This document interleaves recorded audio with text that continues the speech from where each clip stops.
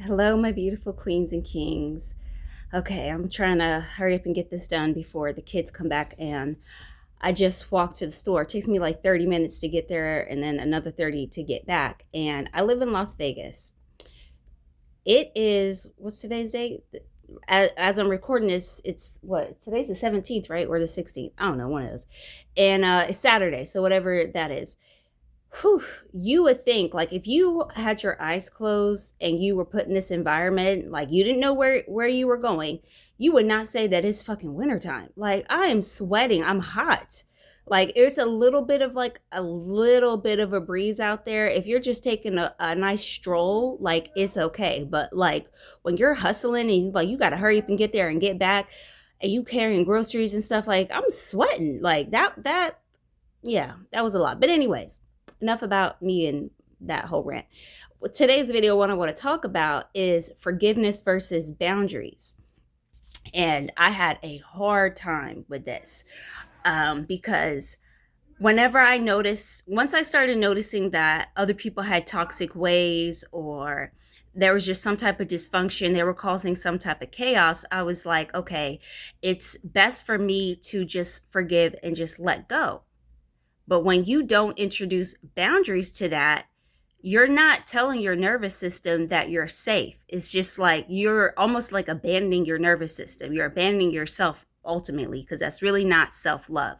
Because now you're teaching your body to just, it's okay for people to treat you like shit, and you're just going to forgive them anyways. Like, no, even if you're coming from a good-hearted place, you're just like, I understand we're all one at the end of the day. Everybody's playing these roles. They've, allowed another entity to take over them, and now their mind is just gone and they don't know, like, and so you just forgive them, and that's not okay. Because like, I remember when I was at the welfare office and I was speaking, it's so crazy, like, we're put in some crazy ass situations, but we meet the right people all the time. So I'm having a conversation with my caseworker, and she was like, I don't know how, well, I do know how we got on this topic, but like, I'm not going to sit here and talk about all that. But anyway, so we got on the topic about narcissism. She knows that her father is a narcissist. So she's like, yeah, like, I can't deal with him too much. I just talk to him like once every 45 days. And that's a good boundary to start with. However, for depending on, because I didn't go into depth, on how bad it was or anything, but for me in my particular situation, I'm going to speak from my perspective. Why that wouldn't be good is because even though it's just a little conversation every 45 days, like, that's cool, but you're not teaching your nervous system that it's okay to feel safe all the time. Because once those weeks go by and you start coming up on, okay, I'm probably going to have a conversation with this person soon, now you're building up anxiety. Now you aren't sleeping good. You're not eating good because you're going to have to deal with this person. And ultimately, that's not fair to yourself. So the best boundary that I've seen is just cutting these people off. Well, but your situation may be different. From my situation, after dealing with it for years and years, decades, and seeing, the last straw was when I tried to help this person and I saw that they really didn't want help. That's when I was like, hold on, wait a minute.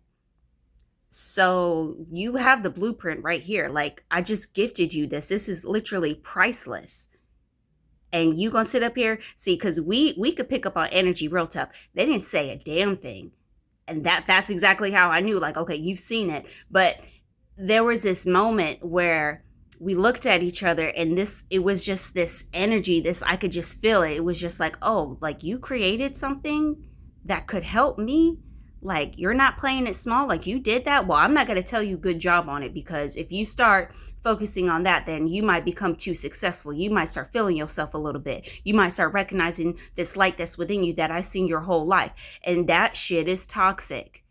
So at that point, once I seen, like, okay, I'm not playing these games anymore, that's when I started reeling back in everything that I was putting out. And I was like, okay, it's time to focus on me and my kids. And that's when I went no contact. And that is a boundary that I will not break. Like, that's it now.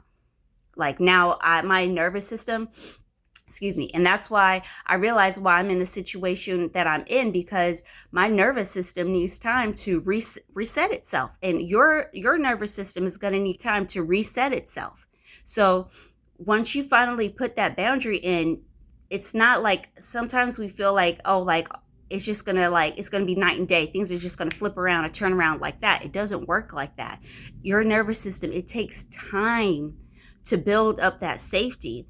It took time for them to tear you down to the, it took so much time for you to finally get to the point to where you have to put in a boundary, or you're thinking about putting in boundaries, because forgiveness isn't enough. So all that time it took to finally just even to get there, to like negotiate in your mind, like, should I do this, should I not do this, what about this, what are the benefits, what is the downfall, what this and that. It's going to take a while. It's going to take time for your nervous system to realize, like, okay, you're safe now. You don't just hop out of chaos and get put into peace, and all of a sudden you're just like, oh, this is peaceful, this is great. No, it takes time to heal. Healing takes time. So, whew, man, I'm hot. Like, not only was I hot, but like now I'm talking about like my like a part of my mission, a part of my purpose. So I'm like, I'm into it and I'm all passionate and I'm hot now and I'm sweating, but I want to get this out because it's so important. It's so unbelievably important when we are trying to be so compassionate and so caring and so understanding of other people that we forgive them and just we're easily just move on, and they take advantage of that shit and they keep doing the same shit over and over again. That's when you got to start introducing it. I can't talk. That's when you have to start introducing boundaries. And it's like, no, like, it's not selfish of it is, and it's not, like, not in a bad way. It's not selfish in a way that you're like, I'm putting some distance between this and me and this person. It's like, no, like, yes, you are putting distance between them, but you're telling yourself that you love yourself, you trust yourself. It's called self-love. You're not going to allow people to mistreat you and disrespect you anymore. And once you've done that, once you look back on it, you're like, it's actually pretty damn simple. Like, you just tell a motherfucker no. Like, no. It's really simple, but at the same time, it's not. Like, I get it. Like, when you're there and you're trying, and this person could be a mother, a father, a cousin, a brother, a sister, a coworker, somebody, in your family, or just somebody that you have to be around a lot. So you have a lot of, you care about this person. So you don't want them to feel uncomfortable, but they don't give a damn about you. They don't care about you being uncomfortable. They don't care about you not getting your blessings. They don't give a fuck. They hope that you don't get those things, that you don't see the light that's within you, because then it's going to cause them to have to self-reflect on themselves and see that they are the person that they are, and they treat people the way they treat people. And then they're going to have to go through that whole healing if they want to go that far. But most people, like, they don't, it takes a lot for a person to really want to change and really go through that growth and really believe that they're able to evolve and truly see, like, okay, I can actually be my highest self. I don't have to be this version that everybody else is trying to make me think I am. I don't have to be a part of this matrix. So that's why I created my course, Divine Devotion, which I'm going to have pinned in the comments below if you're interested, so you can have that support. Like, it's not easy going through this healing journey, especially when you're trying to navigate it alone. And then on top of that, you got people who are trying to shit on you while you're trying to better yourself. That shit is hard. And if I have to say, if you are offended by my language, then go watch another video, because I'm not going to not be myself. Like, when I realized, I was like, okay, maybe I cuss a little bit too much. And I was like, okay, I'm just not going to do it at all.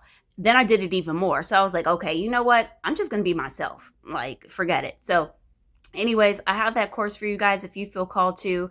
I would love for you to like this video so we can get out to other people and other earth angels and light workers and chosen ones.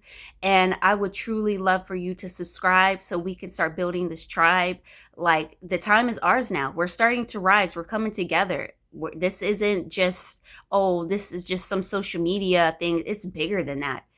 It's bigger than just making a video and just trying to have my own personal success. Like, this is huge next level. We are rising. We are coming together. So hit that subscribe button if you feel called to.